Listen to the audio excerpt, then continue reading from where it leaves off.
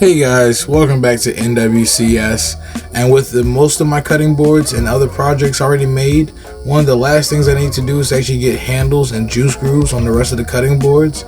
So one of the first things I'm going to do is actually set up stops over here on my router table along with a cove bit.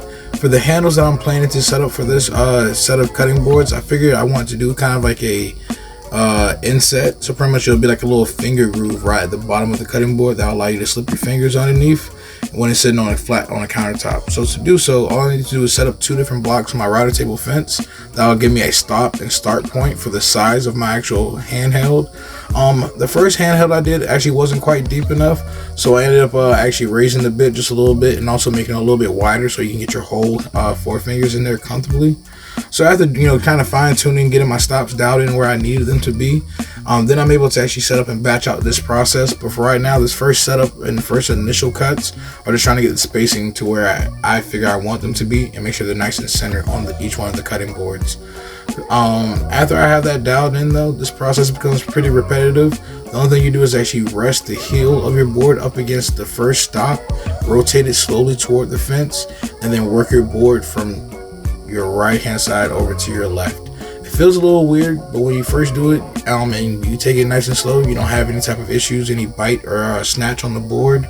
And then I do raise the bit just a little bit, and after I go through all the pieces, I believe I do actually slide the fence back to kind of take a second pass just to make this just a little bit larger, to give your fingers a little bit more room to kind of go into.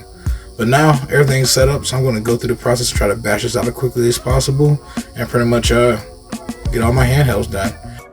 I will take this point in the video to ask you guys to leave me a like and subscribe, and go ahead and comment down in the comment sections anything you guys find interesting throughout this process.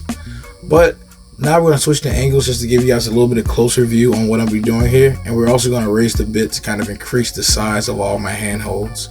But after I get all the standard cutting boards done, the next thing I need to do is actually slide the fence further backwards to get the router bits centered, because I do plan to switch over and do all of my larger end grain cutting boards. Those ones are thicker, so instead of doing like a recess down at the very bottom of the cutting board, I want the handheld to be centered on the edges of all the cutting boards. That way you can kind of grab it from either side, and I'm going to put a finger groove on both ends of those cutting boards. Right before we get into that, I want to take a small segment to do a little bit of router safety. In this case, because I'm actually going to be doing a full plunge into this board, I'm not actually going to have half of it buried inside the fence.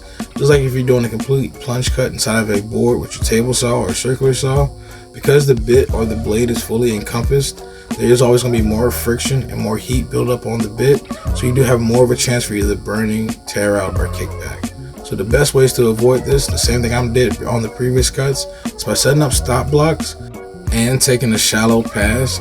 You can keep from taking too large of a bite and having the bit kick back on you.